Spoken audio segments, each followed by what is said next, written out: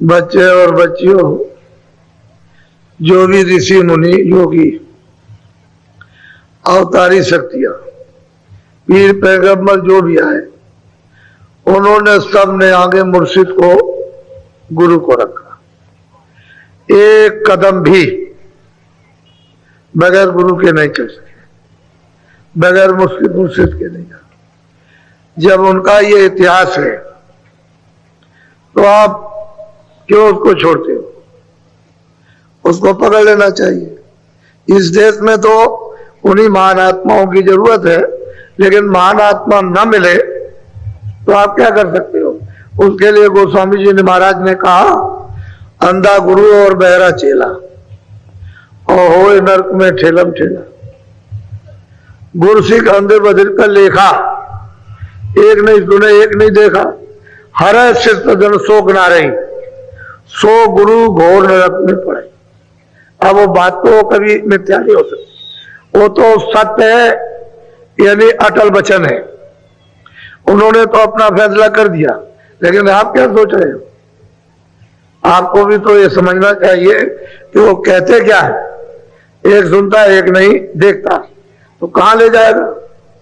और फिर यह है कि जो उसने अपने सिर पर पाप दोनों में लाद लिया, गुरु भी बन गया वो भी लादे और शिष्य बन गया वो भी, तो एक दूसरे का हरण नहीं हो सकता, तो कहां जाएगा? इसलिए सबने आगे कदम आगे रखा है गुरु। और संतों महापुरुषों के पास तो गुरु की महिमा ही है। वो तो बगैर गुरु के किसी को मानते ही नहीं है। वो तो यहां जमीन पर गुरु ही मानेंगे और बाकी सबकी पूजा करते हैं, सबकी आराधना करते हैं और सबसे मिलते हैं, लेकिन सर्वा प्रधान वो गुरु, जो यहां से वहां आता और जाता है, उसी में जिसकी आंख है, जिसके कान है और जो उसको प्राप्त कर चुका है, जो उसके पास आता जाता है, उसी का नाम गुरु। वो हाड़ बात नहीं होता, वो नूर का प्रकाश का खजाना है। वो हाड़ बात नहीं है कि जैसे समझते हो कोई दाढ़ी वाला होगा, कोई कपड़े वाला हो, नहीं, ये सब कुछ नहीं है। वो तो नूर का खजाना। वो तो एक पोल होता है कि अगर वो किसी दूसरे पोल पर आ जाए तो आप कहोगे भूत आ गया, तो जिसमें आप हो उसी पंच भौतिक शरीर में आता है। पोल पर तो जगा हुआ, वो तो बल्ब जल रहा, उसका तो बुझा नहीं है, उसकी आंख भी है, उसके कान भी, सब कुछ है उसके पास। तो ऐसा अगर मिल जाएगा तब तो बाहर आपको उतार लेगा और आपको रास्ता दिखा देगा। बाहर भी उतारेगा, रास्ता भी बताएगा, और फिर आंख भी खोलेगा, कान भी खोलेगा, और फिर उसको पकड़ाएगा और चढ़ाएगा भी, सब मदद करेगा। लेकिन अब यह है कि जो लिखा हुआ उसी को आप नहीं समझ सकते हो, उसी की खोज नहीं कर सकते हो, तो बाकी जो चढ़ाई में जो उन्होंने उधर जाकर के देखा वो आपको कैसे मालूम होगा? कुछ करोगे तो जिन लोगों ने किया महापुरुषों के निकट रह करके और उनको सब कुछ समझा, तो उनकी कृपा और दया होगी, उनको मिला। इसलिए आप लोग कोई शंका कभी मत, जो सत्य है वो सत्य है, उसमें कुछ हेर फेर नहीं होता। हम आपको वो सत्संग इन 10 दिनों में दे देंगे कि आपका मतलब ये कि मस्तक खुल जाएगा, बुद्धि का उपयोग हो जाएगा। इसे और इसकी छानबीन अच्छी तरह से करो कि सब जीवों के हित में है कि किसी विशेष के। सब जीवों, जितने भी मानव शरीर में, ये इंसानी जिस्म में जितने भी रूहे जीवात्मा, सबके लिए, इसी एक के लिए नहीं। तो ये नहीं कोई कह सकता है कि भाई मेरे साथ कोई भेदभाव और घृणा का कुछ अंश रखा, घृणा का या कोई अंश, उससे कुछ नहीं। जैसे जब नहाने जाते हो आप, तो वो थोड़ी कहता है कि तुम बड़े पापी हो, चढ़ा लो। ऐसे ही महात्माओं के यहाँ महापुरुष जाते हो, कुछ नहीं कहते, वो तो समुद्र के समान है, कोई ना हो।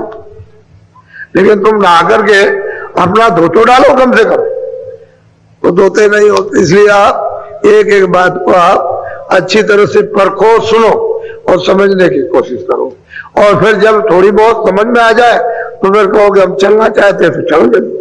जैसे ही आपकी रुचि बनी, इच्छा हुई कि अब मैं चलना चाहता हूं अब उधर को, तो बस जल्दी साथ सामान तैयार हो जाएगा। क्योंकि तो साथ सामान, क्योंकि जिस साथ सामान को आप लाए थे, आए थे, तो छोड़ दिया उसको, ये बेकार पकड़ लिए। अब बेकार गए और साथ सामान आपके हाथ में आए, बस चल पड़े आप। वो तो सब पकड़ा दिया जाएगा। नहीं अभी पकड़ाया जाए तो सब छोड़ दोगे, उसको तो मतलब गिरा दोगे, कैसे होगा? अच्छा बोलो, जरा सत्संग सुनो आप। सूरत पूछे एक बाता, स्वामी देव वेद विख्याता। कहते हैं कि स्वामी, वो यहाँ पूछती है सूरत स्वामी से, महापुरुषों से, हे स्वामी हमको जरा सब चीज का तो भेद बताइए। ये नहीं भाई, ये रचना जो हुई इसमें जो जीव फंस गए आकर के, तो ये भी हमको बता दीजिए, और इससे अलग है वो भी जरा खुलासा कर दीजिए तो समझ में सबकी आ जाएगा। बोलो। तब स्वामी ने वचन सुनाया, मार्ग कायो वेद लखाया। सूरज को उत्तर दिया कि देख सूरज, मैं अब रास्ते का भेद देता हूं, रास्ता बताता हूं, और उस पर अब तू चल, कम से कम जब पूछा है तो मैं सब खुले देता हूं, तुझे समझा देता हूं। जब तेरी इच्छा जानने की हो गई तो सब बताऊंगा उसे। तो सब मार्ग का सब भेद, उसको खुलासा उन्होंने किया। भाई इस रास्ते से तू आई है और ये रास्ता चलने का है, चल। सही बात तो यह है कि सूरत पहुंच गई, तब ये स्वामी से प्रश्न कर रही है। इसलिए कर रही है कि हे स्वामी, हम हमारे ऊपर तो कृपा हो ही गई, लेकिन और जो अनेक जो सूरतें हैं जो यहाँ फंसी पड़ी हुई है, उनके लिए क्या, वो कैसे जानेंगे, कैसे प्राप्त करेंगे आगे? आप तो चले जाएंगे तो कैसे मालूम होगा, पीछे क्या प्रमाण रहेगा आपका? तो वो सब खुलासा मार्ग का सब धीरे से उसको वेद बता रहे। बोलो। 5 नाम का सुमिरन करो, श्याम से तमें सूरत। अब उन्होंने कहा कि देख सूरत 5 नाम का सुमिरन, और श्याम के अंदर में जो सूरत, जो जीवात्मा जो दोनों आंखों के मध्य में बैठी है, कहते हैं कि यही ये दरवाजा है। तू जरा सा अपनी आंख उघाड़ कर, यानी सामने ऊपर की तरफ देख तो तुझे द्वार मिल जाएगा। द्वार कहते हैं कि गेट, दरवाजा, उसको द्वार कहते हैं। ये वो मिल जाएगा तो कहते हैं भाई श्याम, और श्वेत बीच में सफेदी है, चारों तरफ श्याम है। फिर कभी श्याम हो जाएगा, बीच में चारों तरफ सफेदी हो जाएगी। कहते हैं श्याम श्वेत में तू अपनी दृष्टि को जमा करके रख, हिले डुले नहीं। 5 नाम का स्मरण करो, श्याम श्वेत में प्रथम सूरत धरो, एकाग्र करो, यानी कंसंट्रेशन करो। अंदर तो तेरे आंख है ही, उसको तो लेकर के तू बैठी हुई है, तो जरा सा तू ऊपर की तरफ देख, तेरी आंख खुल जाएगी। बोलो। प्रथम सुनो गगन में बाजा, घंटा शंख छाती। अब महापुरुष कहते हैं सूरत से कि देख, जैसे ही तू मैं श्याम श्वेत में अपनी सूरत को जोड़ा, और जैसे ही तेरे सामने वो सूरत आई, तो कहते हैं गगन में बाजा सुनाई देगा, गाने सुनाई देंगे, बाजे सुनाई देंगे। अद्भुत ऐसे बाजे और गाने यहाँ कहीं है नहीं, क्योंकि स्वर्ग और बैकुंठ में तो सदा गाना होता रहता है। वहां तो बीड़ा हमेशा बजता रहता है, नृत्य होता रहता है। वहां तो इस तरह का नहीं। तो कहते हैं गगन में, आकाश में, उधर तो ये देव शरीर तो उधर ही है, उस तरफ में इसकी जमीन है, तो वहां से ये गाने बोले। तो प्रथम जब श्याम श्वेत में तू अपनी दृष्टि को एकाग्र करेगी, तो पहले ही शुरू में गगन में बाजे सुनाई देंगे। कहते हो बाजे कैसे, वो बता रहे किस तरह के सुनाई देंगे। बोलो। सहस कमल दल ज्योति लखाई, बांकनाल में जाई समाई। कहते हैं कि सहस दल कमल वो स्थान है जिस पर निरंजन भगवान ईश्वर बैठे हुए।